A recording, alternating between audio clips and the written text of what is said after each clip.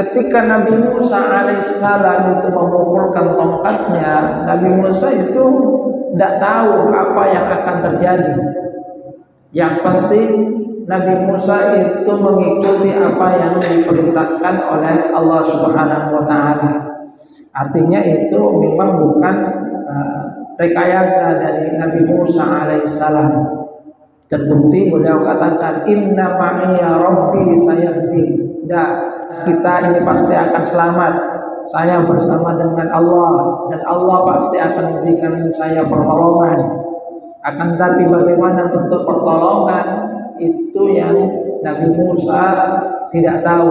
Cuma Nabi Musa mendapatkan perintah untuk memukul laut, dan itu yang dilakukan oleh Nabi Musa alaihissalam.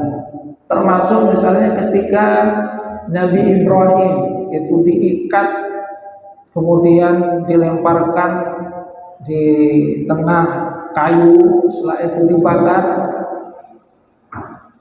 Nabi Ibrahim kan pasrah kepada Allah Subhanahu wa taala. Tapi Allah Subhanahu wa taala memberikan pertolongan. Allah Subhanahu wa taala menyatakan kepada api, ya naru kuni bardan wa salaman ala Ibrahim. Wahai api, hendaklah kamu itu menjadi dingin, memberikan keselamatan, kedamaian kepada Ibrahim.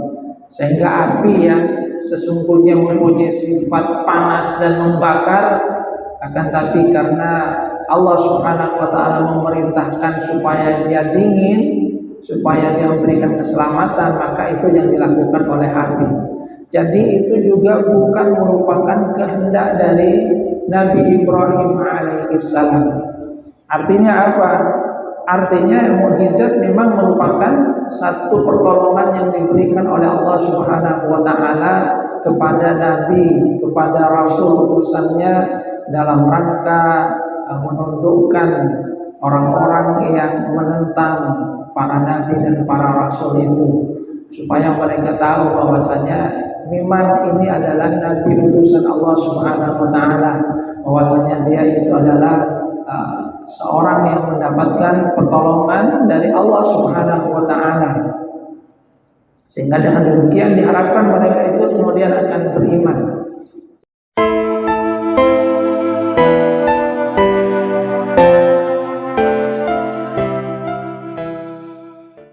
Assalamualaikum warahmatullahi wabarakatuh. Innal hamdalillah nahmaduhu wa nasta'inuhu wa nastaghfiruh wa na'udzu billahi min shururi anfusina wa min sayyiati a'malina. May yahdihillahu fala mudilla lahu wa may yudlil fala hadiya lahu. Asyhadu an la ilaha illallah wahdahu la syarika lahu wa asyhadu anna Muhammadan 'abduhu wa rasuluhu la nabiyya ba'dahu. Allahumma shalli 'ala Muhammad wa 'ala ali Muhammad kama shallaita 'ala ali Ibrahim wa barik 'ala Muhammad wa 'ala ali Muhammad kama barakta 'ala ali Ibrahim fil 'alamin innaka Hamidum Majid. Rabbi shrah li sadri wa yassir li amri wahlul 'uqdatam min lisani yafqahu qawli, amma ba'du. Hadirin jamaah salat subuh rahimakumullah. Kita mungkin mendengar apa yang disebut dengan mukjizat. Mukjizat itu berasal dari kata ajaza yu'jizu, yang maknanya adalah untuk menunjukkan kelemahan.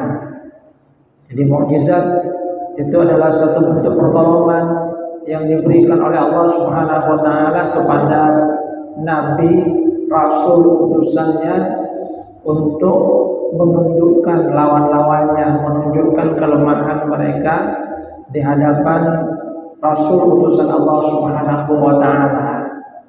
Nah, karena ini merupakan bentuk pertolongan dari Allah Subhanahu wa taala, maka biasanya mukjizat itu disesuaikan dengan kemampuan yang istimewa yang dimiliki oleh kaum yang dihadapi oleh para nabi dan rasul. Misalnya ketika Nabi Musa alaihissalam itu berhadapan dengan Firaun, maka Firaun mengundang tukang sihir untuk menghadapi Nabi Musa alaihissalam. Nah, tukang sihir ini kemudian menantang Nabi Musa, dan mereka membawa tali-tali dan tongkat kecil yang mereka lemparkan, yang ketika mereka lemparkan terlihat seperti halnya ular. Saharu a'yunan nas, tapi sesungguhnya itu tidak berubah menjadi ular ya. Karena di dalam Al-Quran itu dikatakan saharu a'yunan nas, mereka itu menyihir mata manusia. Artinya ya tetap sesungguhnya itu adalah tali, akan tetapi di dalam pandangan manusia, penglihatan manusia berubah menjadi ular. Nah, pada saat itu Nabi Musa mendapatkan wahyu dari Allah Subhanahu wa taala. Untuk apa? Untuk melemparkan tongkatnya. Jadi Nabi Musa setelah itu melemparkan tongkatnya dan berubah menjadi ular. Nah, kalau apa yang dilakukan oleh tukang sihir itu hanya menipu mata, akan tetapi tongkat yang dilemparkan oleh Nabi Musa alaihissalam itu benar-benar berubah menjadi ular. Jadi ular sungguhan, bukan kelihatannya ular. Sehingga ular ini setelah itu memakan tali-tali yang kelihatan seperti ular itu, dimakan semua sampai habis. Dari situlah tukang sihir yang tadinya berkehendak untuk membantu Firaun melihat satu kenyataan bahwa apa yang dibawa oleh Nabi Musa alaihissalam itu bukanlah sihir. Ini bukan sihir, ini bukan sesuatu yang bisa dilakukan oleh manusia. Maka dari situ mereka itu kan langsung beriman kepada Nabi Musa, karena mereka tahu bahwa yang dilakukan oleh Nabi Musa itu adalah sesuatu yang tidak mungkin dilakukan oleh manusia, sesuatu yang di luar jangkauan kemampuan manusia berdasarkan pengetahuan mereka tentang sihir. Karena mereka tahu apa yang mereka lakukan itu hanya menipu pandangan manusia. Tapi ular yang tercipta dari tongkat Nabi Musa itu benar-benar ular sungguhan, dan bahkan memakan tali-tali yang mereka lemparkan. Jadi di situ kemudian mereka tunduk, merasa bahwasanya memang mereka lemah di hadapan mukjizat yang Allah Subhanahu wa taala berikan untuk menolong Nabi Musa alaihi salam. Nah, dari sini sesungguhnya kita akan mengetahui bahwasanya mukjizat itu adalah satu bentuk pertolongan yang bahkan Nabi Musa sendiri itu tidak tahu akan berubah seperti apa. Seperti halnya ketika Nabi Musa dan kaumnya itu dikejar oleh Firaun, di depan itu ada laut, di belakang ada pasukan dari Firaun. Pada saat itu kaum Nabi Musa kemudian menyatakan inna lamudrakun. Wah, sekarang kita pasti ketangkap ini. Kenapa? Karena sudah tidak ada jalan untuk melarikan diri. Bagaimana mereka itu bisa melarikan diri? Di depan itu laut, di belakang mereka sudah dikejar oleh pasukan Fir'aun. Akan tapi kata Nabi Musa alaihissalam, kalla inna ma'ya rabbi sayahdin. Kita tidak akan tertangkap, karena aku bersama dengan Tuhanku, dan Allah itu pasti akan berikan petunjuk kepadaku supaya kita selamat. Dan memang Allah Subhanahu wa taala setelah itu memberikan wahyu kepada Nabi Musa alaihissalam, idrib bi'asaqal bahr, pukul laut itu dengan tongkatmu. Maka ketika dipukul, falaqa fakana kullu firqin kattawdil azim, laut itu kemudian membelah, di mana membentang jalan, dan di situ di setiap bagian itu ketawdil azim, itu menjulang tinggi, sehingga Nabi Musa dan kaumnya itu bisa lewat, bisa melepaskan diri dari kejaran Firaun. Melihat bahwasanya Nabi Musa dan kaumnya bisa melarikan diri, dikejar oleh Firaun. Tapi kembali Allah Subhanahu wa taala memerintahkan Nabi Musa untuk mengumpulkan tongkatnya. dan laut setelah itu kembali lagi menyatu sehingga Firaun kemudian tenggelam. Nah, ketika Nabi Musa alaihissalam itu memukulkan tongkatnya, Nabi Musa itu tidak tahu apa yang akan terjadi. Yang penting Nabi Musa itu mengikuti apa yang diperintahkan oleh Allah Subhanahu wa taala. Artinya itu memang bukan rekayasa dari Nabi Musa alaihissalam. Terbukti beliau katakan, inna ma'iya rabbi sayahdi. Kita ini pasti akan selamat. Saya bersama dengan Allah dan Allah pasti akan memberikan saya pertolongan. Akan tapi bagaimana bentuk pertolongan itu yang Nabi Musa tidak tahu. Cuma Nabi Musa mendapatkan perintah untuk memukul laut, dan itu yang dilakukan oleh Nabi Musa alaihissalam. Termasuk misalnya ketika Nabi Ibrahim itu diikat kemudian dilemparkan di tengah kayu, setelah itu dibakar. Nabi Ibrahim kan pasrah kepada Allah Subhanahu wa taala. Tapi Allah Subhanahu wa taala memberikan pertolongan. Allah Subhanahu wa taala menyatakan kepada api, ya naru kuni bardan wa salaman ala Ibrahim. Wahai api, hendaklah kamu itu menjadi dingin, memberikan keselamatan, kedamaian kepada Ibrahim.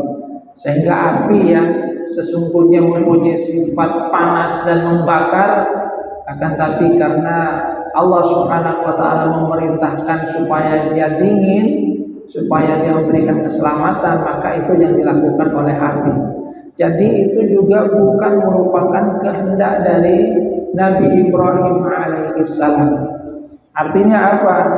Artinya mukjizat memang merupakan satu pertolongan yang diberikan oleh Allah Subhanahu wa taala kepada nabi, kepada rasul utusannya dalam rangka menundukkan orang-orang yang menentang para nabi dan para rasul itu, supaya mereka tahu bahwasanya memang ini adalah nabi utusan Allah Subhanahu wa taala, bahwasanya dia itu adalah seorang yang mendapatkan pertolongan dari Allah Subhanahu wa taala.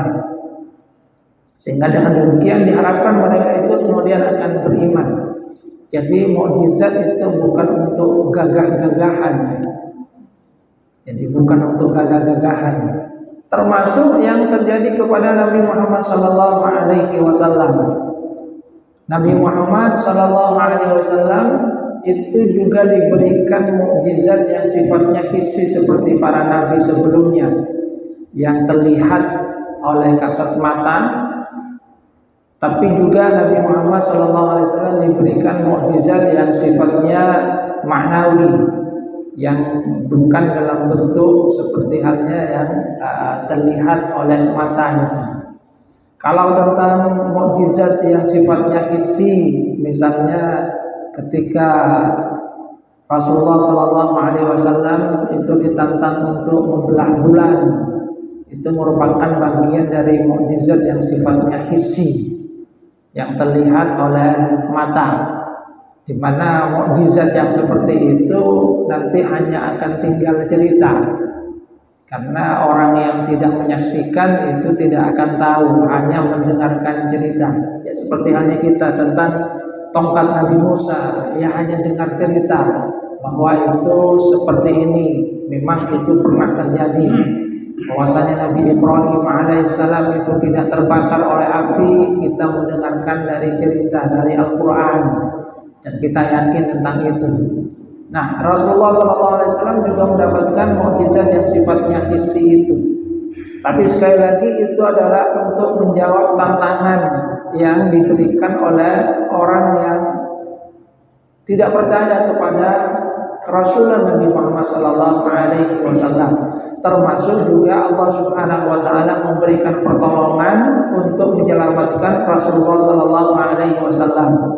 Seperti halnya ketika Nabi Muhammad sallallahu alaihi wasallam bersama dengan Abu Bakar As-Siddiq ada di Gua Thur, beliau bersama dengan Abu Bakar. Abu Bakar itu khawatir itu. Kenapa? Karena orang-orang Quraisy itu sudah mengejar mereka, sudah ada di depan gua itu. Khawatir sekali. Akan tapi Rasulullah SAW menyatakan la tahzan innallaha ma'ana. Sudah, tidak usah sedih. Allah itu bersama dengan kita. Dan Allah Subhanahu wa taala memang memberikan pertolongan kepada Rasulullah SAW. Pertolongannya itu dalam bentuk di depan gua itu yang merupakan pintu masuknya ada sarang laba-laba. Kemudian juga ada burung yang bertelur, sehingga ketika orang-orang Quraisy lewat dari situ hendak masuk, mereka kemudian berkata, tidak mungkin ada orang lewat, tidak mungkin ada orang bersembunyi di dalam. Kenapa? Ada sarang laba-laba. Kalau ada yang bersembunyi, sarang laba-laba ini pasti sudah rusak. Ini sarangnya itu masih bagus. Padahal kalau mereka itu mau melihat melongok saja ke dalam, maka mereka pasti akan melihat Nabi Muhammad SAW dan Abu Bakar ada di dalam. Tetapi Allah Subhanahu wa taala memberikan pertolongan dengan sesuatu yang kemudian dalam logika orang-orang Quraisy itu adalah sesuatu yang tidak mungkin akan dilewati. Jadi artinya adanya sarang laba-laba kemudian burung yang ada di depan gua itu sekali lagi bukan buatan dari Nabi Muhammad SAW, tetapi merupakan bentuk pertolongan dari Rasulullah SAW kepada Rasulullah SAW. Termasuk ketika Rasulullah SAW melanjutkan perjalanan kemudian dikejar gitu. Ada yang ngejar, kemudian ketika mau dekat kepada Rasulullah, kudanya itu kan terjatuh, sehingga kemudian dia juga terjatuh, tidak bisa mengejar Rasulullah SAW. Setelah selesai, kemudian kembali mengejar, hampir dekat kepada Rasulullah, kembali kudanya itu jatuh sampai 3 kali. Sehingga dia kemudian tahu, wah ini bukan sesuatu yang kebetulan. Ini adalah satu bentuk pertolongan dari Allah Subhanahu wa taala kepada Rasulullah SAW yang pada akhirnya membuatnya beriman kepada Rasulullah. Dan ini sekali lagi bukan rekayasa dari Rasulullah SAW, akan tapi merupakan pertolongan yang diberikan oleh Allah Subhanahu wa taala kepada Rasulullah SAW.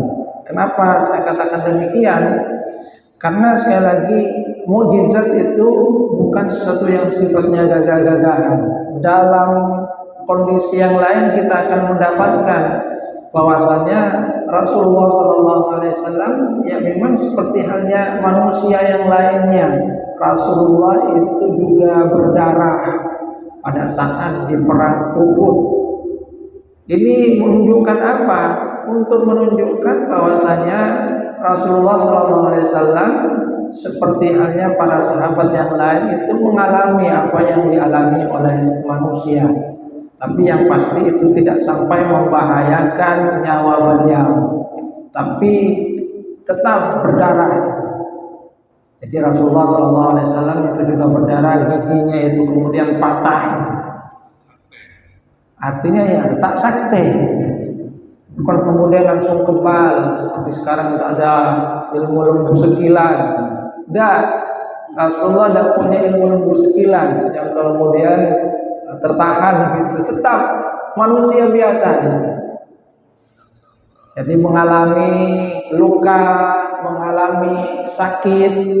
Jadi kalaupun ada mukjizat itu merupakan pertolongan untuk menolong Rasulullah SAW, menunjukkan bahwasanya beliau memang adalah Rasul utusan Allah Subhanahu wa taala yang dilindungi oleh Allah Subhanahu wa taala. Tapi dalam hal-hal yang sifatnya manusiawi, Rasulullah itu tetap juga mengalami, Rasulullah itu juga sakit. Itu adalah sesuatu yang sifatnya manusiawi. Rasulullah itu juga makan, dan Rasulullah itu juga merasakan lapar.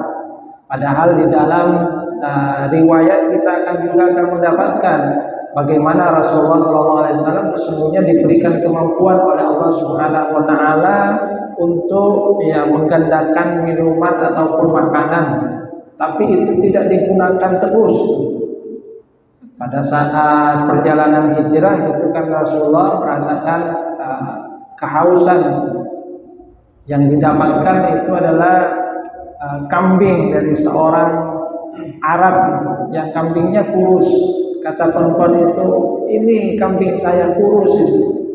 Kata Rasulullah, coba dekatkan ke saya. Setelah itu kemudian diperah oleh Rasulullah, dan diperah itu kemudian susunya itu banyak, sehingga perempuan yang memiliki kambing itu terkejut. Ini dari kemarin tidak keluar air susu, ini sekarang kemudian banyak itu.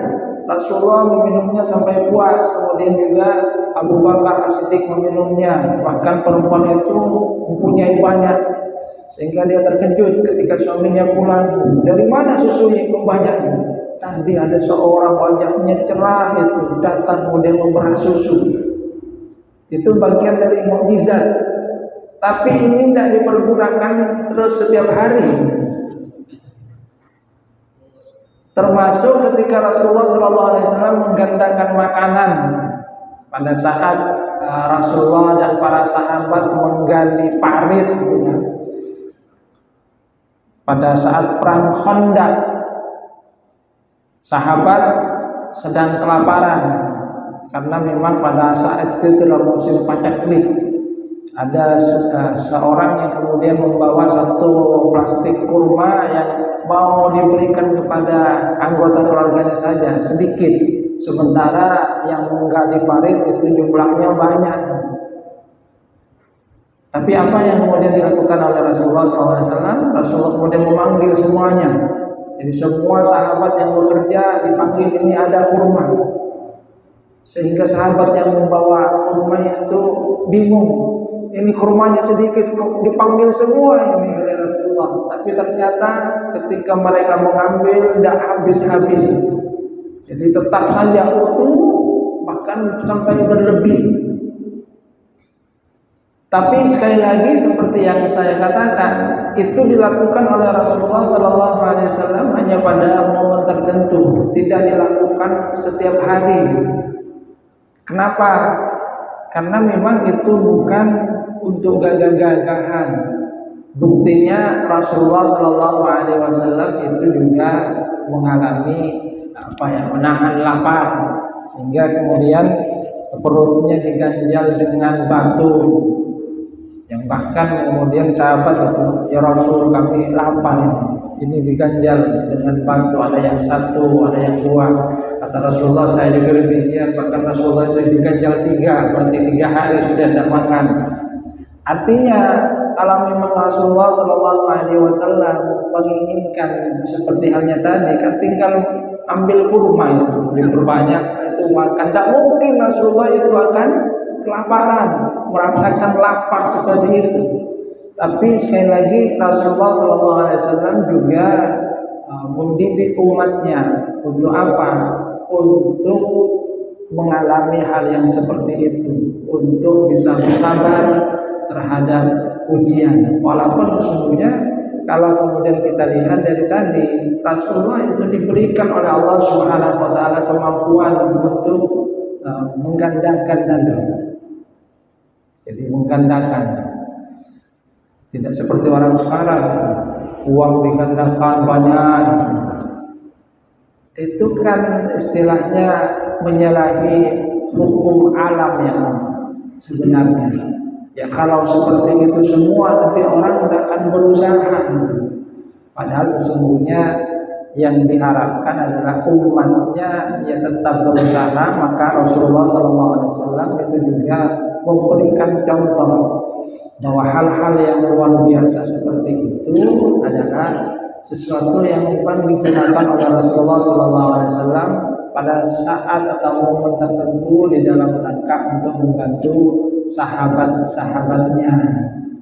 Jadi untuk membantu sahabatnya, bukan untuk menunjukkan bahwasanya beliau itu punya kemampuan, bukan untuk gagah-gagahan, bukan kemudian kesenangan pribadi semata, tidak. Semua itu adalah satu bentuk pertolongan dari Allah Subhanahu wa taala. Jadi yang sifatnya hissi seperti itu.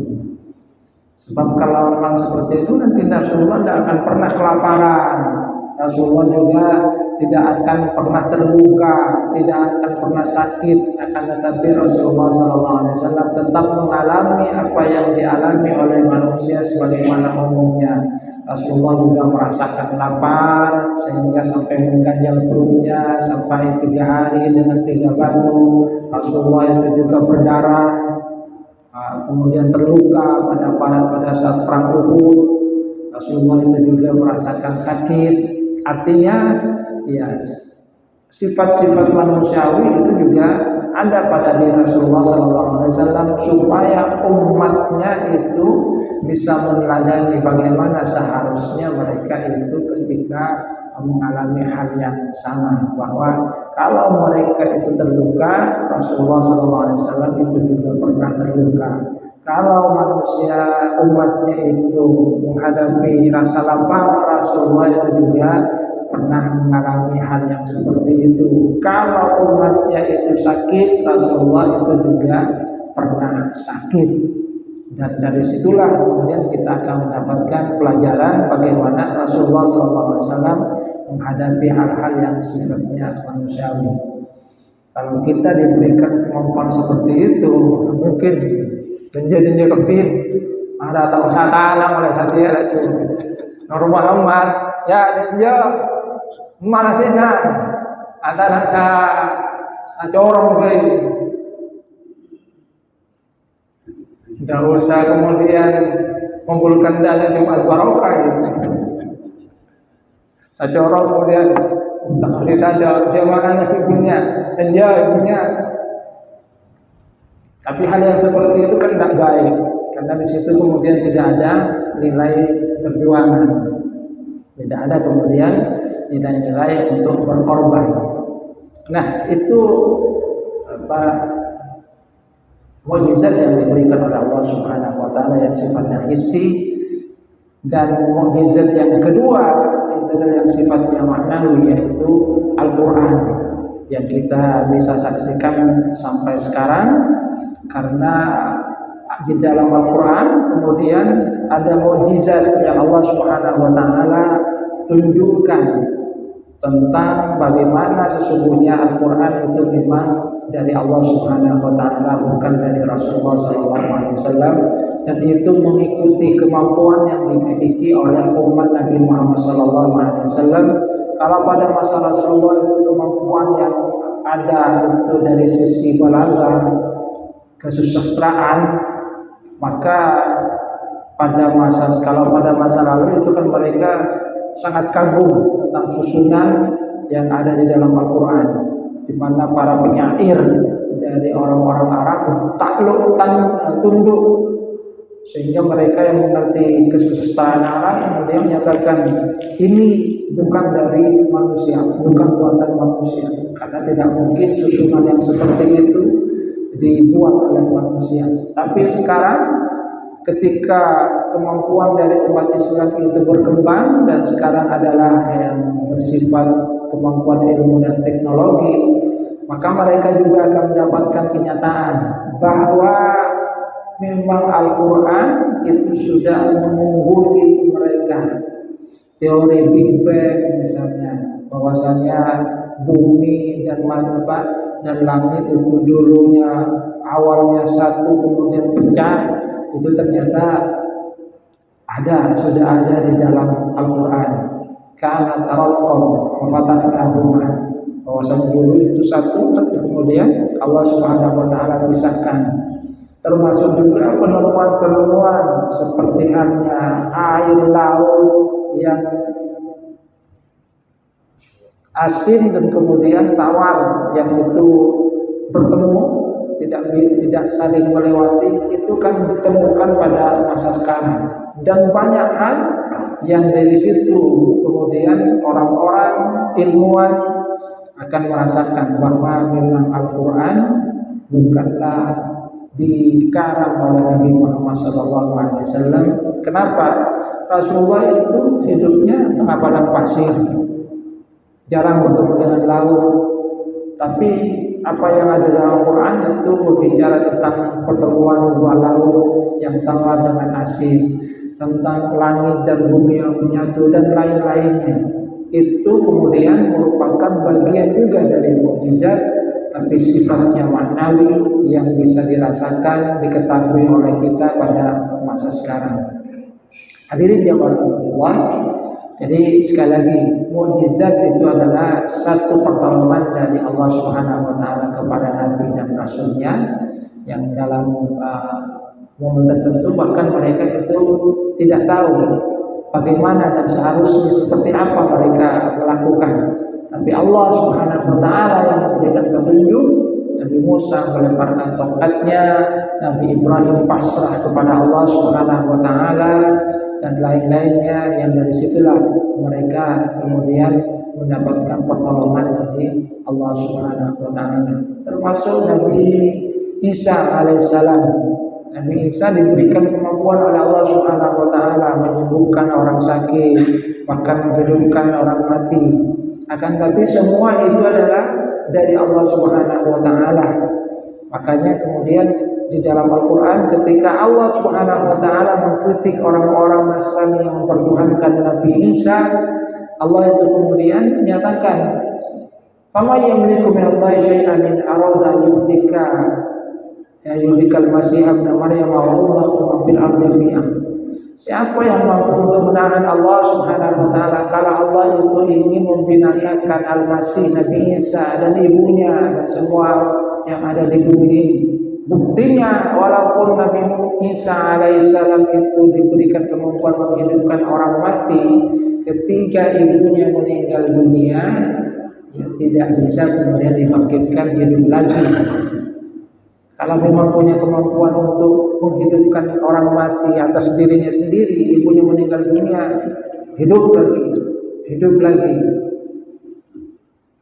Tapi tidak, semua itu adalah bagian dari pertolongan Allah Subhanahu wa taala untuk menunjukkan bahwasanya mereka adalah nabi utusan Allah Subhanahu wa taala, bukan untuk gagah-gagahan, bukan untuk kemudian sok-sokan.